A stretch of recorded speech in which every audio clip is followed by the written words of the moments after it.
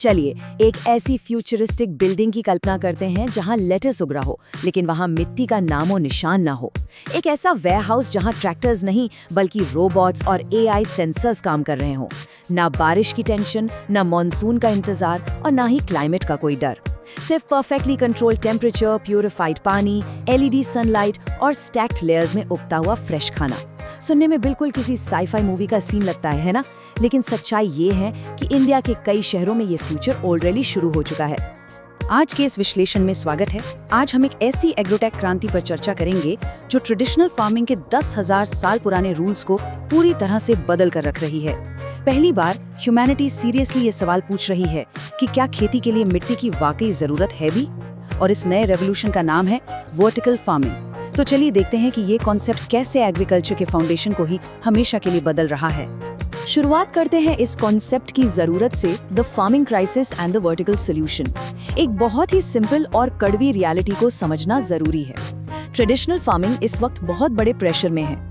खेती की जमीन कम हो रही है, शहर लगातार एक्सपैंड हो रहे हैं और पानी का संकट हर दिन बढ़ रहा है। ऊपर से क्लाइमेट इतना अनप्रेडिक्टेबल हो चुका है, कभी ड्रॉट तो कभी अचानक से फ्लड्स। और इन सबके बीच पॉपुलेशन कंटिन्यूअसली बढ़ती जा रही है, लोग ज्यादा और स्टेबल फार्मिंग कम। इस प्रॉब्लम को सॉल्व करने के लिए ही ये रेडिकल आइडिया सामने आया। अगर हम ट्रेडिशनल और वर्टिकल फार्मिंग को कंपेयर करें तो फर्क बिल्कुल साफ है। एक तरफ ट्रेडिशनल हॉरिजॉन्टल फील्ड्स हैं जो पूरी तरह मौसम और मिट्टी पर निर्भर करते हैं। दूसरी तरफ वर्टिकल फार्मिंग का रेडिकल अप्रोच है। इसका कोर कॉन्सेप्ट ये है कि खाने को खुले खेतों में उगाने के बजाय बिल्डिंग्स के अंदर वर्टिकली स्टैक्ड लेयर्स में उगाया जाए।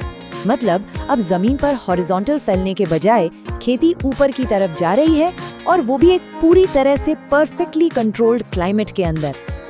अब जरा इस हैरान करने वाले आंकड़े पर गौर कीजिए, 300 गुना। एक नॉर्मल खेत में फसल की सिर्फ एक लेयर होती है, राइट? लेकिन एक वर्टिकल फार्म में 10, 20 या कभी-कभी 30 लेयर्स तक फसल स्टैक की जा सकती है। एस्टिमेट्स बिल्कुल क्लियर है कि वर्टिकल फार्म्स पर स्क्वायर फुट ट्रेडिशनल फार्म्स के मुकाबले लगभग 300 टाइम्स ज्यादा यील्ड जनरेट कर सकते हैं। सेम जमीन लेकिन प्रोडक्शन एक्सपोनेंशियली ज्यादा। ये वाकई माइंड ब्लोइंग है।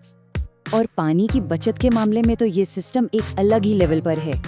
ट्रेडिशनल फार्मिंग में बहुत सारा पानी इवेपोरेट हो जाता है या फिर मिट्टी उसे एब्जॉर्ब कर लेती है।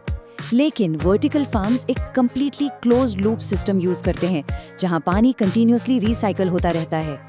इसका रिजल्ट लगभग 90 से 95% कम वाटर यूसेज। इंडिया जैसे देश के लिए जहां ग्राउंड वाटर क्राइसिस इतना रियल और सीरियस है, ये वाटर सेविंग अपने आप में एक गेम चेंजिंग एडवांटेज है। अब आते हैं इस चर्चा के सबसे दिलचस्प हिस्से पर, the tech behind the growth.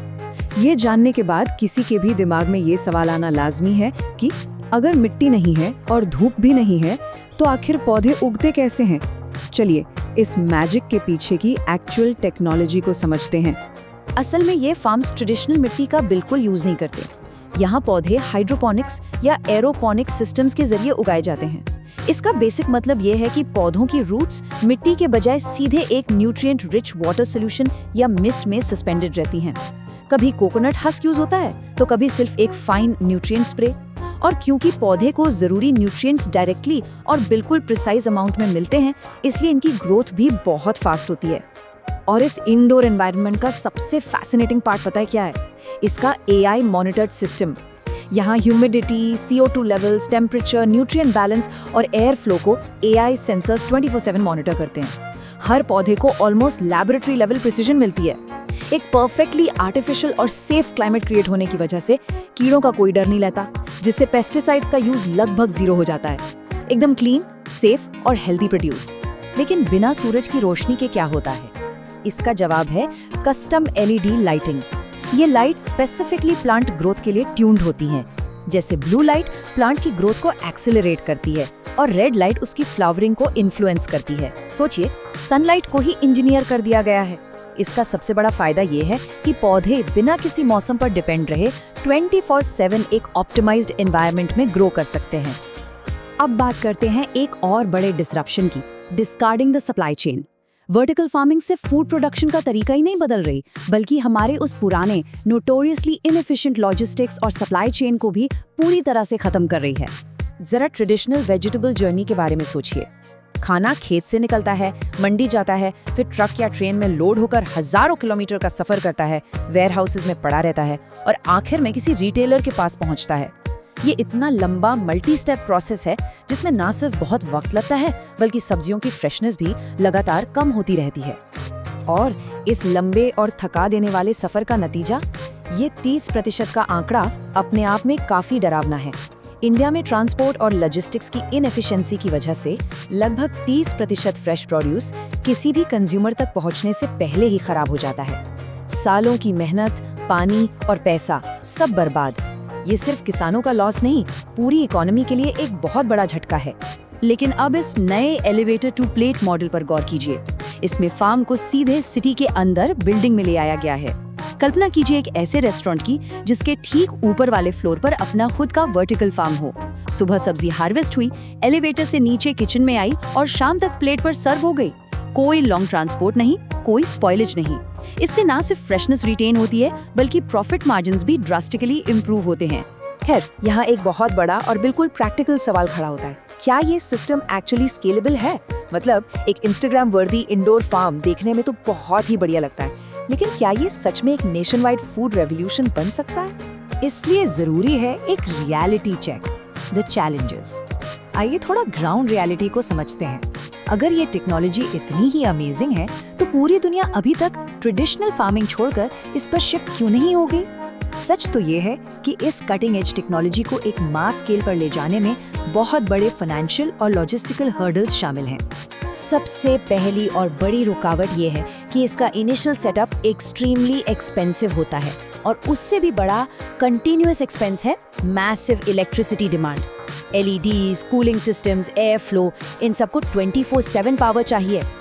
एक और मेजर लिमिटेशन ये है कि अभी ये सिस्टम्स सिर्फ high value leafy greens, herbs या स्ट्रॉबेरीज जैसे आइटम्स के लिए प्रॉफिटेबल हैं। गेहूं और चावल जैसे स्टेपल क्रॉप्स को इनमें उगाना फिलहाल फाइनेंशियली वायबल बिल्कुल नहीं है। उसमें कॉस्ट इतनी आएगी कि आम आदमी खरीद ही नहीं पाएगा। लेकिन यहाँ इंडियन स्टार्टअप्स एक बिल्कुल अलग और स्मार्ट अप्रोच ले रहे हैं। जब ग्लोबल अप्रोच और इंडियन स्टार्टअप सॉल्यूशंस को देखा जाए तो एक साफ फर्क नजर आता है। जहाँ वेस्टर्न कंट्रीज फुली ऑटोमेटेड और हाई एनर्जी वाली $1 बिलियन बिल्डिंग्स पर फोकस कर रही हैं, वहीं इंडियन स्टार्टअप सिलेक्टिव ऑटोमेशन और low cost hybrid systems design कर रहे हैं। रूफटॉप सोलर पैनल्स लगाकर एनर्जी कॉस्ट को कम किया जा रहा है। अपने बेहतरीन और सस्ते इंजीनियरिंग टैलेंट का यूज करके वो इस महंगे सिस्टम को इंडियन मार्केट और कंडीशंस के हिसाब से परफेक्टली ऑप्टिमाइज कर रहे हैं। आगे बढ़ते हैं हमारे आखिरी और सबसे विजनरी हिस्से की तरफ, फ्यूचर ऑफ स्मार्ट सिटीज। तो आने वाला कल कैसा होगा? चलिए प्रोजेक्ट करते हैं कि आने वाले समय में ये एग्रोटेक टेक्नोलॉजी हमारे शहरों और अर्बन प्लानिंग के साथ कैसे इंटीग्रेट होने वाली है।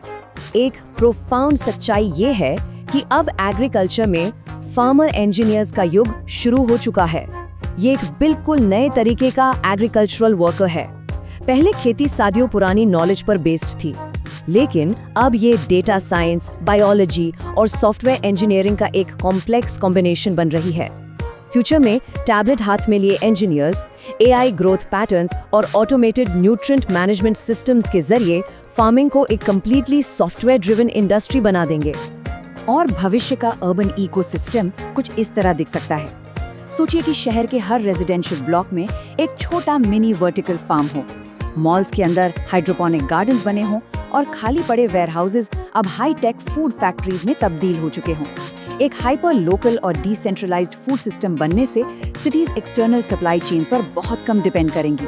और सबसे खास बात, बाहर चाहे एक्सट्रीम फ्लड्स आएं या हीट वेव्स, शहर की फूड सप्लाई हमेशा सेफ रहेगी। शहर खुद एक सेल्फ सस्टेनिंग लिविंग इकोसिस्टम बन जाएंगे। इन सब बातों से एक बहुत ही पावरफुल थॉट निकल कर आता है। 10,000 सालों से खेती का बेसिक मतलब सिर्फ मिट्टी, सूरज की रोशनी और मौसम पर निर्भरता रहा है। लेकिन वर्टिकल फार्मिंग इस कॉन्सेप्ट को चैलेंज करते हुए कहती है कि शायद फार्मिंग सच में सिर्फ बायोलॉजी और इंजीनियरिंग का मिलन है। ये एक ऐसी डीप आवाज है जो एग्रीकल्चर के कोर मीनिंग को ही मॉडर्न एज के लिए पूरी तरह रीडिफाइन कर देती है। तो आखिर में ये विश्लेषण एक बड़ा और जरूरी सवाल वही छोड़ जाता है, क्या वर्टिकल फार्मिंग सिर्फ कुछ हाई एंड रेस्टोरेंट्स के लिए एक महंगी लग्जरी नीश बनकर रह जाएगी, या फिर लगातार इनोवेशन और कॉस्ट रिडक्शन के साथ ये हमारे लिए ग्रीन रेवोल्यूशन 2.0 बनेगी, एक ऐसी क्रांति जो सच में पूरी दुनिया के फूड प्रोडक्शन को हमेशा के लिए बदल दे। एग्रोटेक का ये फैसिनेटिंग फ्यूचर तो बस अभी शुरू ही हुआ है। इस चर्चा में हमारे साथ जुड़े रहने के लिए बहुत बहुत शुक्रिया।